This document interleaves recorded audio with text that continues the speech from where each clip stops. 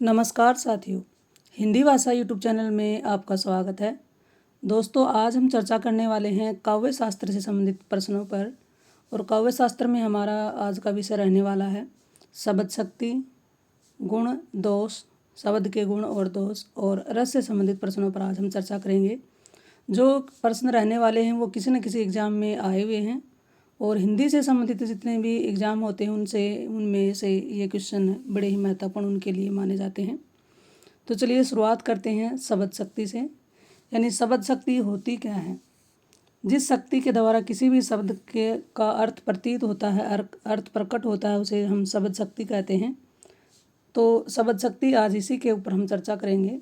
आज की इस वीडियो में हमारा पहला प्रश्न है, काव्य शास्त्र के अनुसार शब्द में अर्थ कितने प्रकार से आता है? काव्य शास्त्र के अनुसार शब्द में अर्थ कितने प्रकार से आता है? 3, 4, 5, 6। तो साथियों, ऑप्शन देखते हुए जल्दी से जल्दी उत्तर देने का प्रयास करें। साथियों, मेरे कई साथियों ने बिल्कुल सही उत्तर दिया है। 3 प्रकार से। 3 प्रकार कौन से होते हैं? पदार्थ द्वारा, प्रयोजन द्वारा और अनेकार्थी व्यंजना के द्वारा। अगले प्रश्न पर चलते हैं। अर्थ का बोध कराने वाले व्यापार को शब्द शक्ति किसने कहा है? अर्थ का बोध कराने वाले व्यापार को शब्द शक्ति कहने वाले आचार्य का नाम बताना है। भामह, विश्वनाथ ने, कुंतक ने, आनंदवर्धन ने। साथियों, इसका उत्तर भी बिल्कुल सही है आपका। विश्वनाथ ने कहा है। अर्थ का बोध कराने वाले व्यापार को क्या नाम दिया है इन्होंने? शब्द शक्ति नाम दिया है। शब्द शक्ति का एक अन्य नाम है ध्वनि, रीति, वृत्ति, रस। शब्द शक्ति का एक और नाम बताइए। बहुत ही अच्छा प्रयास साथियों। इसका एक अन्य नाम क्या है? वृत्ति है। शब्द शक्ति के लिए आचार्य मम्मट ने किस शब्द का प्रयोग किया है? शब्द शक्ति के लिए आचार्य मम्मट ने किस शब्द का प्रयोग किया है? वाणी, आभास, प्रतीति, व्यापार। जी साथियों, आपका कई साथियों ने बिल्कुल सही उत्तर दिया, व्यापार नाम दिया है। अगले प्रश्न पर चलते हैं। अगला हमारा प्रश्न है, शब्द शक्ति के मूलतः कितने भेद हैं? शब्द शक्ति के मूलतः कितने भेद हैं? साथियों, बिल्कुल सही उत्तर आपका आया है। 3 भेद हैं। कौन कौन से हैं? अभिधा, लक्षणा और व्यंजना। अगले प्रश्न पर बढ़ते हैं। अभिधा में, अविदा नहीं, ये अभिधा होगा यहाँ पर इसका नाम क्या है? अविदा नहीं, क्या है? अभिधा। ये गलती से इसमें ऐसा लिखा गया है। अभिधा में प्रयुक्त शब्द को क्या कहते हैं? वाचक, देशज, संकर, अनुकरणात्मक। अभिधा में प्रयुक्त शब्द को क्या कहेंगे?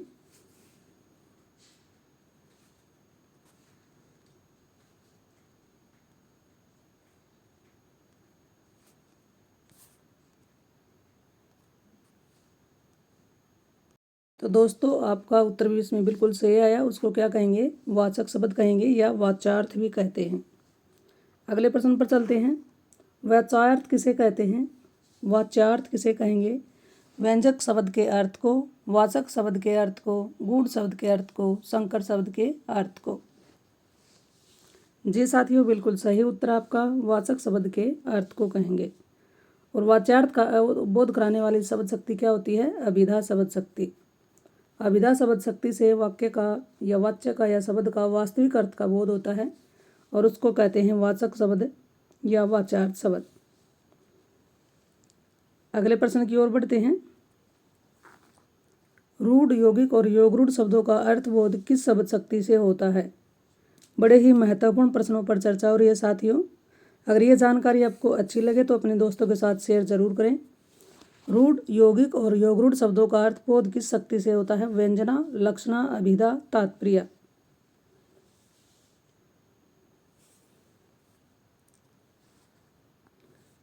जल्दी से जल्दी उत्तर दें। बिल्कुल सही उत्तर आया। अभिधा से इन तीनों शब्दों का अर्थबोध होता है। अगला प्रश्न है, शब्द शक्ति का स्रोत नहीं है? पदार्थ, प्रयोजन, अनेकार्थी व्यंजना, ध्वनि। शब्द शक्ति का स्रोत नहीं माना जाता है। साथियों, बिल्कुल सही उत्तर आपका। ध्वनि को शब्द शक्ति का स्रोत नहीं माना जाता। शब्द शक्ति के 3 स्रोत हैं, पदार्थ, प्रयोजन और अनेकार्थी व्यंजना। अगला हमारा प्रश्न है, अर्थबोध कराने के संबंध में कौन सा कथन सत्य है? इस तरह के क्वेश्चन पेपर में आए हुए दिखाई देते हैं बार बार। अर्थबोध कराने के संबंध में कौन सा कथन सत्य है? अभिधा शब्द शक्ति लक्षणा पर आश्रित होती है, लक्षणा शक्ति व्यंजना पर आश्रित होती है। अभिधा शब्द शक्ति लक्षणा व व्यंजना दोनों पर आश्रित होती है।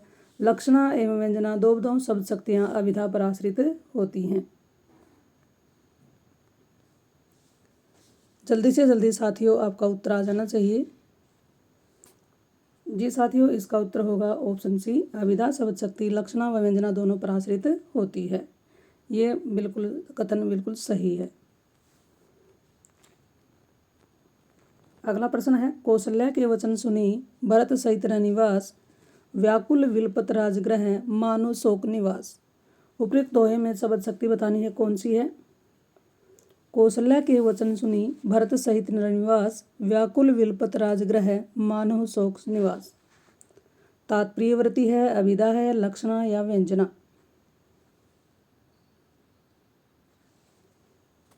जल्दी से जल्दी उत्तर दीजिए साथियों। इसमें आपका उत्तर अगर सी है तो बिल्कुल सही है, यह लक्षणा शब्द शक्ति है। अब देखिए शब्द शक्ति जो 3 बताई गई है, अभिधा, लक्षणा और व्यंजना। तो अभिधा क्या होती है?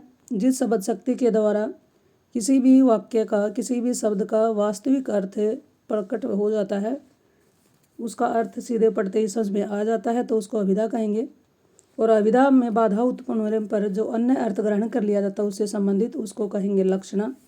और जब अभिधा और लक्षणा में अर्थ को ग्रहण करने में बाधा आए, रुकावट आए, तो उसकी तरह कोई और लक्षित अर्थ उनका कोई और लक्षित अर्थ ग्रहण कर लिया जाता है, तो वहाँ पर क्या होती है? व्यंजना शब्द शक्ति होती है। तो कौशल्या के वचन सुनी भरत सहित निवास, व्याकुल विलपत राजगृह मानो शोक निवास। इसमें आपका बिल्कुल सही उत्तर है, ये लक्षणा शब्द शक्ति है। अगला प्रश्न है, सिंधु सेज पर धरा वधु, अब तनिक संकुचित बैठी सी। शब्द शक्ति बताइएगा कौन सी है? सिंधु सेज पर धरा वधु, अब तनिक संकुचित बैठी सी। जी साथियों, बिल्कुल सही उत्तर है। ये क्या है? व्यंजना शब्द शक्ति है, क्योंकि इसका सीधा अर्थ नहीं है और लक्षण अर्थ भी इसका ग्रहण नहीं हो रहा। तो इन दोनों की रुकावट जहाँ पर बाधा उपस्थित होती है, उसके स्थान पर जिस शब्द शक्ति का सहारा लिया जाता है वो क्या होती है? व्यंजना शब्द शक्ति होती है। कर्णधार में संभाल कर तलवार अपनी थामना, इस पंक्ति में कौन सी शब्द शक्ति है? कर्णधार संभाल कर तलवार अपनी थामना। जल्दी से जल्दी दोस्तों इसका उत्तर दें साथियों। इसमें अगर आपने व्यंजना शब्द शक्ति उत्तर दिया है तो बिल्कुल सही दिया। अगले प्रश्न की ओर चलते हैं। रूपकाती शोक्ति में लक्षणा शब्द शक्ति होगी। रूप के अतिशोक्ति में कौन सी लक्षणा शब्द शक्ति होगी? साध्यवसाना, सारोपा, उपादान, सुधा। ये लक्षणा शब्द शक्ति की 4 प्रकार बताए गए हैं, इनमें से कौन सी होगी? साथियों जल्दी से जल्दी उत्तर दीजिएगा। जी साथियों, इसका उत्तर भी बिल्कुल सही आया, साध्यवसाना शब्द शक्ति होगी। अगला प्रश्न है, श्लेष अलंकार में होती है कौन सी शब्द शक्ति होती है? अभिधा, लक्षणा, व्यंजना, तात्पर्य। जल्दी से जल्दी उत्तर दीजिएगा साथियों। बिल्कुल सही उत्तर आपका है, इसमें व्यंजना शब्द शक्ति पाई जाती है श्लेष अलंकार में। शब्द के जिस अर्थ को न वाचक कह सकते हैं और न ही लक्ष्य कह सकते हैं उसे क्या कहेंगे? शब्द के जिस अर्थ को न वाचक कह सकते हैं और न ही लक्ष्य ही, उसे क्या कहेंगे? गुण, दोष, रीति, व्यंग।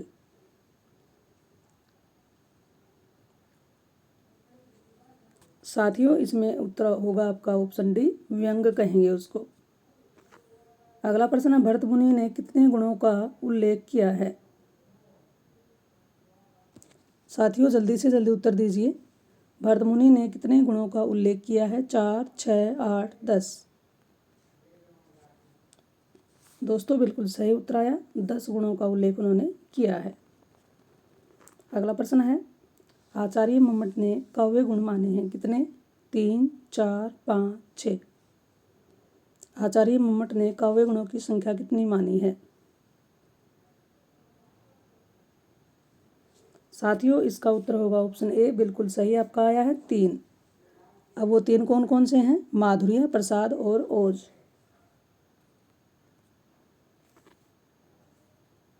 अगला प्रश्न है, निरख सखी एक खंजन आए, निरख सखी एक खंजन आए, फेरे उन मेरे रंजन ने, इधर नयन मन भाए। बताइए इसमें कौन सा गुण है? प्रसाद, ओज और माधुर्य। बड़े ध्यान से समझे, प्रश्न को समझकर ही उत्तर दीजिएगा। साथियों इसमें आपका उत्तर बिल्कुल सही आया। इसमें क्या है? माधुर्य गुण है। अगले प्रश्न पर चलते हैं। एत एवं विप्रियसता गुण है काव्येषु कीर्तिता। यह कथन किसका है? भरत, वामन, दंडी, कुंतक। जी दोस्तों बिल्कुल सही उत्तर दिया। यह कथन है भरत मुनि जी का। माधुर्य गुण किस रस में नहीं होता? श्रृंगार, करुण, शांत, रौद्र। माधुर्य गुण किस रस में नहीं होता है? जी दोस्तों बिल्कुल सही उत्तर आया। रौद्र में नहीं होता है माधुर्य गुण। माधुर्य गुण में आवश्यक हैं क्या चीज़ें होनी जरूरी हैं? ट वर्ग के वर्णयुक्त शब्द, समास युक्त बड़े शब्द, र के संयोग से बने शब्द, कोमल एवं स अनुनासिक वर्णों से युक्त शब्द। माधुर्य गुण में आवश्यक कौन से हैं इसमें से बताइएगा। जी साथियों बिल्कुल सही उत्तर आया है। कोमल एवं स अनुनासिक वर्णों से युक्त शब्द माधुर्य गुण में होने आवश्यक हैं। काव्य में भावनाओं को उत्साहित करने वाले गुण को कहते हैं। काव्य में भावनाओं को उत्साहित करने वाले गुण को क्या कहेंगे? माधुर्य, ओज, प्रसाद, इनमें से कोई नहीं। तो जी दोस्तों बिल्कुल सही उत्तर दिया आपने। उसको कहेंगे ओज। जहाँ पर भी जोश और उत्साह होता है काव्य में, वहाँ पर कौन सा गुण होता है? ओज गुण पाया जाता है। वीर, विभत्स और रौद्र रस में होता है। वीर, विभत्स और रौद्र रस में होता है ओज, प्रसाद, माधुर्य, ये सभी। बताइए वीर, विभत्स और रौद्र रस में कौन सा गुण होता है? जी साथियों इसका उत्तर भी बिल्कुल सही दिया। इन सब में क्या होता है? ओज गुण होता है। अगला प्रश्न है, सत घूर्णावृत तरंग भंग उड़ते पहाड़, जल राशि राशि जल पर चढ़ता खाता पछाड़, तोड़ता बंद प्रति संद धरा, होस्पित वक्ष दिग्विजय अर्थ, प्रतिपल स्मृत बढ़ता समक्ष। उपयुक्त पंक्तियों में कौन सा गुण है? बताइएगा। पहले इस पद्यांश को ध्यान से पढ़ें और बाद में ऑप्शन देखते हुए जल्दी से जल्दी उत्तर दें। साथियों पढ़ते ही महसूस हो रहा है बिल्कुल सही उत्तर दिया। इसमें क्या है? ओज गुण है। अगला प्रश्न है, सभी रसों के उत्कर्ष में सहायक गुण कौन सा है? प्रसाद, माधुर्य, ओज, सभी। यानी कि सभी रसों के उत्कर्ष में कौन सा गुण सहायक होता है? जी साथियों प्रश्न आसान लगा लेकिन है बड़ा ही महत्वपूर्ण। ये इसमें क्या होता है? प्रसाद गुण होता है। अगला है, मधुमय वसंत जीवन वन के व अंतरिक्ष की लहरों में, कब आए थे तुम चुपके से रजनी के पिछले पहरों में। तो जी बताइए इसमें कौन सा गुण होगा? प्रश्न को ध्यान से पढ़ें और बाद में उत्तर देने का प्रयास कीजिए। मधुमय वसंत जीवन के वह अंतरिक्ष की लहरों में, कब आए थे तुम चुपके से रजनी के पिछले पहरों में। तो जी ऑप्शन देखते हुए जल्दी से जल्दी बताइएगा इसमें कौन सा गुण है। साथियों इसमें क्या है? इसमें प्रसाद गुण है। अगले प्रश्न की ओर बढ़ते हैं। रसाप कृषक दोषा किसने कहा? रसाप कृषक दोषा किसने कहा? रूयक, वामन, भरत, विश्वनाथ। जी साथियों इसका उत्तर होगा विश्वनाथ। अगले पर चलते हैं।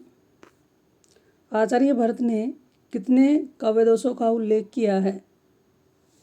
8, 10, 12, 14। साथियों आपका उत्तर बिल्कुल सही है। 10 काव्य दोषों का उल्लेख किया है आचार्य भरत जी ने। मम्मट के अनुसार काव्य दोषों के कितने भेद हैं? 3, 4, 5, 6।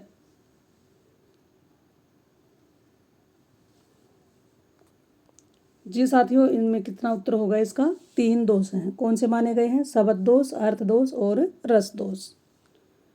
अगले प्रश्न पर बढ़ते हैं। तेरी ही छाती है सचमुच उपमोचित ने, इस काव्य पंक्ति में काव्य दोष बताइएगा। तेरी ही छाती है सचमुच उपमा उचित ओजस्विनी। श्रुति कटुतौ क्लिष्टतौ च्युत संस्कृति ग्राम्यतौ।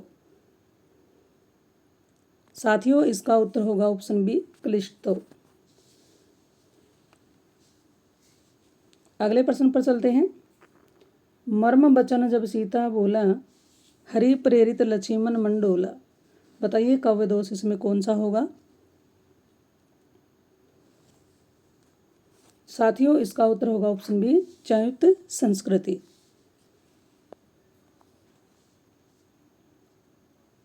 क्यों कहा गया है? क्योंकि इसमें काव्य दोष क्या है, सीता के लिए बोला की बजाय क्या होता है यहाँ पर लिंग में दोष पाया गया है, तो ये क्या होता है यहाँ पर सीता बोली, इसलिए ये क्या है यहाँ पर च्युत संस्कृति मानी गई है। अगला है, मृदु वाणी मीठी लगे बात कविन की उक्ति में। इसमें काव्य दोष बताइए। मृदुवन वाणी मीठी लगे बात कविवन की उक्ति में, कौन सा दोष है? साथियों, इसमें क्या है, पुनरुक्ति दोष पाया जाता है। वाणी, बात और उक्ति के प्रयोग के कारण यहाँ क्या है, पुनरुक्ति दोष है। वाणी, बात और उक्ति, एक शब्द की बार बार उक्ति हो रही तो कौन सा दोष हो गया, पुनरुक्ति दोष। अगला है, अवसर न खो निठल्ली बढ़ जा विटप निकट बल्ली। अब छोड़ना न लल्ली कदम अवलंब तू मल्ली। अब बताइए इसमें कौन सा काव्य दोष है। साथियों, इसके अर्थ में दोष प्रकट हो रहा है, तो ये कौन सा होगा, अर्थ दोष। सॉरी, इसमें अर्थ में दोष नहीं है, इसमें क्या है, शब्द में ही दोष है। तो साथियों, इसका उत्तर होगा ऑप्शन ए, अर्थ शब्द दोष। शब्द दोष इस काव्यांश में क्या है, शब्दों के अनुचित प्रयोग से अर्थ का क्या हो गया है, अपकर्ष हो रहा है, अतः यहाँ पर क्या है, शब्द दोष है। जैसे कि निठल्ली, बल्ली, लल्ली, मल्ली, ये क्या है, शब्द दोष है। अगले प्रश्न पर चलते हैं। आकाश जाल सब और तना रवि तंतु वाहे है आज बना। करता है पद पहार वही मक्खी सी भिना रही मही। मही क्या होता है, पृथ्वी। तो जी जल्दी से जल्दी बताइए इसमें कौन सा काव्य दोष है। जी साथियों, इसमें बिल्कुल सही उत्तर आया, अर्थ दोष है। इसमें आपका उत्तर क्या है, बिल्कुल सही, अर्थ दोष। अर्थ दोष कैसे है, इन पंक्तियों में क्या है, कवि ग्रीष्म के प्रचंड ताप से साए साए करती हुई धरती का चित्रण करना चाहता है, किंतु मक्खी सी भिना रही मही कहने से गर्मी की जो प्रचंडता की बजाय जुगुप्सा का भाव उभराया है, जुगुप्सा यानी कि घृणा का भाव, इसलिए यहाँ पर क्या है, अर्थ दोष विद्यमान है। अगला प्रश्न है, मुख सुखाई लोचन स्त्रहवी शोकुन हृदय समाये मनुह करुण रस कटकई उतरा अवध बजाए। बताइए जी इसमें काव्य दोष कौन सा है। साथियों, इसमें क्या है, रस दोष पाया गया है। रस दोष कैसे है, इस दोहे में स्थायी भाव शोक और करुण रस स्पष्ट रूप से उल्लेख होने से क्या है, रस दोष है। अगला प्रश्न है, कीर्ति भनिति भूति भल होई सुरसरी सम सब कर हित होई। इस चौपाई में तुलसीदास ने किस काव्य प्रयोजन को महत्व दिया है। इस चौपाई में तुलसीदास ने किस काव्य प्रयोजन को महत्व दिया है। प्रश्न को ध्यान से समझे, बड़े ही महत्वपूर्ण प्रश्न चल रहे हैं। कीर्ति प्राप्ति, अर्थ प्राप्ति, लोक मंगल, स्वांत सुखाय। कीर्ति भनिति भूति भल होई सुरसरी सम सब कर हित होई। इस चौपाई में तुलसीदास ने किस काव्य प्रयोजन को महत्व दिया है। साथियों, जल्दी से जल्दी उत्तर दें। साथियों, इसमें आपका उत्तर अगर ऑप्शन है लोकमंगल, तो बिल्कुल सही है। इस चौपाई में तुलसीदास ने सब कर हित में कहकर लोकमंगल की भावना को व्यक्त किया है। क्या कह करके, सब कर हित। अगला प्रश्न है, रीति को काव्य की आत्मा बताने वाले आचार्य कौन है। भामह, कुंतक, क्षेमेंद्र, वामन।